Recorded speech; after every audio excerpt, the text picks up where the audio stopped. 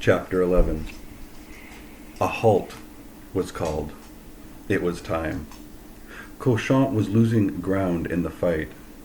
Joan was gaining it. There were signs that here and there in the court a judge was being softened toward Joan by her courage, her presence of mind, her fortitude, her constancy, her piety, her simplicity and candor, her manifest purity, the nobility of her character, her fine intelligence, and the good brave fight she was making, all friendless and alone, against unfair odds, and there was a grave room for fear that this softening process would spread further and presently bring Cauchon's plan in danger. Something must be done, and it was done. Cauchon was not distinguished for compassion, but he now gave proof that he had it in his character. He thought it pity to subject so many judges to the prostrating fatigues of this trial when it could be conducted plenty well enough by a handful of them. O Gentile judge! But he did not remember to modify the fatigues for the little captive. He would let all the judges but a handful go, but he would select the handful himself, and he did. He chose tigers. If a lamb or two got in, it was by oversight, not intention. And he knew what to do with lambs when discovered. He called a small council now, and during the 5 days they sifted the huge bulk of answers thus far gathered from Joan. They winnowed in all of that chaff, all useless matter, that is, all matter favorable to Joan. They saved up all matter which would be twisted to her hurt, and out of this they constructed a basis for a new trial which should have the semblances of a continuation of the old one, another change. It was plain that the public trial had wrought damage. Its proceedings had been discussed all over town and had moved many to pity the abused prisoner. There should be no more of that. The sittings should be secret hereafter, and no spectators admitted. So Noel could come no more. I sent this news to him. I had not the heart to carry it myself. I would give the pain a chance to modify before I should see him in the evening. On the 10th of March, the secret trial began. A week had passed since I had seen Joan. Her appearance gave me a great shock. She looked tired and weak. She was listless and far away, and her answers showed that she was dazed and not able to keep perfect run of all that was done and said. Another court would not have taken advantage of her state, seeing that her life was at stake here, but would have adjourned and spared her. Did this one? No. It worried her for hours, and with a glad and eager ferocity, making all it could out of the great chance. The first one it had had. She was tortured into confusing herself concerning the sign which had been given the king, And the next day, this was continued, hour after hour. As a result, she made partial revealments of particulars forbidden by her voices, and seemed to me to state as facts things which were but allegories and visions mixed with facts. The third day, she was brighter and looked less worn. She was almost her normal self again and did her work well. Many attempts were made to beguile her into saying indiscreet things, but she saw the purpose in view and answered with tact and wisdom. Do you know if St. Catherine's and St. Marguerite hate the English? They love whom our Lord loves, and hate whom he hates. Does God hate the English? Of the love or the hatred of God toward the English, I know nothing. Then she spoke up with the old martial ring in her voice and the old audacity in her words, and added, "But I know this, that God will send victory to the French, and that all the English will be flung out of France, but the dead ones." Was God on the side of the English when they were prosperous in France? I do not know if God hates the French, but I think that he allowed them to be chastised for their sins. It was a sufficiently naive way to account for a chastisement, which had now strung out for 96 years. But nobody found fault with it.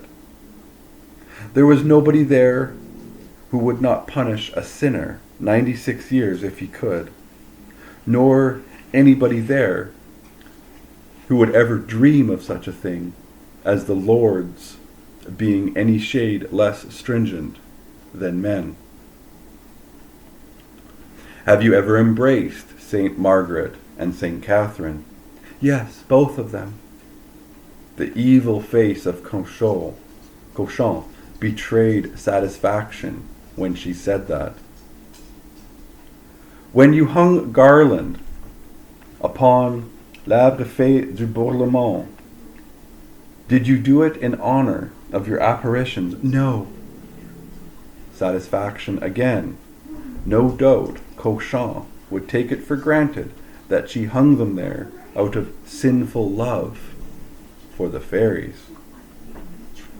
When the saints appeared to you, did you bow? Did you make reverence? Did you kneel?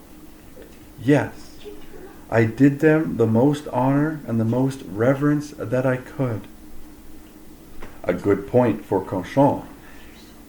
If he could eventually make it appear that these were no saints to whom she had done reverence, but devils in disguise.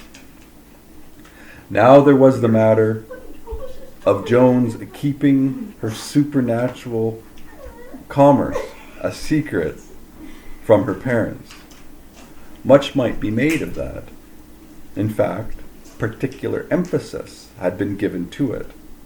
In a private remark written in the margin of the procès, she concealed her wisdoms from her parents and from everyone. Possibly this disloyalty to her parents might itself be the sign of the satanic source of her mission. Do you think it was right to go away to the wars without getting your parents' leave? It is written one must honor his father and his mother. I have obeyed them in all things but that, and for that I have begged their forgiveness in a letter and gotten it. Ah, you asked their pardon, so you knew you were guilty of sin in going without their leave? Joan was stirred. Her eyes flashed, and she exclaimed, "I was commanded of God, and it was right to go. If I had had 100 fathers and mothers, and been a king's daughter to boot, I would have gone." "Did you never ask your voices if you might tell your parents?" "They were willing that I should tell them, but I would not for anything have given my parents that pain." To the mind of the questioners, this headstrong conduct savored of pride. That sort of pride would move one to seek sacrilegious adoration. "Did not your voices call you daughter of God?" Joan answered with simplicity and unsuspiciously, "Yes, before the siege of Orleans and since, they have several times called me daughter of God." Further indications of pride and vanity were sought. "What horse were you riding when you were captured? Who gave it you?" "The king." "You had other things, riches of the king?" "For myself, I had horses and arms and money to pay the service in my household." "Had you not a treasury?" "Yes, 10 or 12,000 crowns. Then she said with naivety, "It was not a great sum to carry on a war with." "You have it yet?" "No, it is the king's money. My brothers hold it for him." "What were the arms which you left as an offering in the church of St. Denis?" "My suit of silver mail and a sword." "Did you put them there in order that they might be adored?" "No, it was but an act of devotion, and it is the custom of men of war who have been wounded to make such offering there.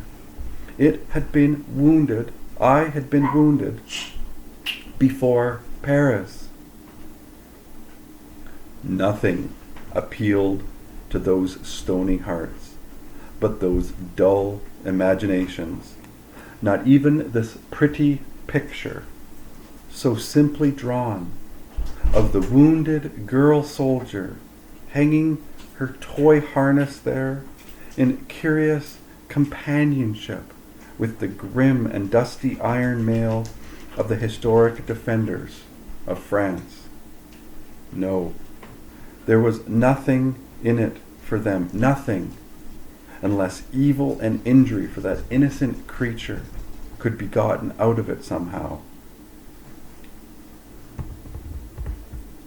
Which aided most, you the standard, or the standard you? Whether it was the standard, or whether it was I, is nothing. The victories came from God. But did you base your hopes of victory in yourself or in your standard? In neither. In God and not elsewhere. Was not your standard waved around the king's head at the coronation? No, it was not. Why was it that your standard had place at the crowning of the king in the Cathedral of Rheims rather than those of the other captains? Then, soft and low, came that touching speech. Will live as long as languages live, and pass into all tongues and move all gentle hearts, wherever it shall come, down to the latest day. It had borne the burden. It had earned that honor.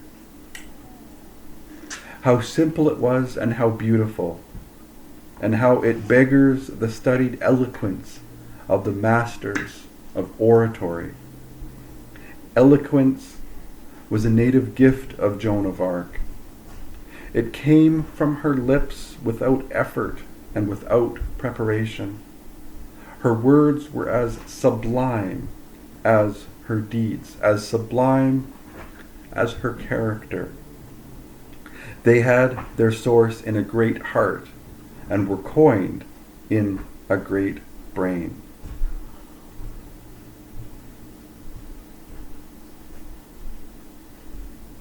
And there's a note, a final note before the end of this chapter. What she said has been many times translated, but never with success. There is a haunting pathos about the original which eludes all efforts to convey it into other tongues. It is as subtle as an odor and escapes in the transmission. Her words were these. Il avait été à lapeine, c'était bien raison qu'il fût à l'honneur. Monseigneur Ricard, honorary vicar general to the Archbishop of Aix, finally speaks of it. Joan d'Arc, la Vénérable, page 197, as that sublime reply enduring in the history of celebrated sayings like the cry of a French and Christian soul wounded unto death in its patriotism and faith. From the translator.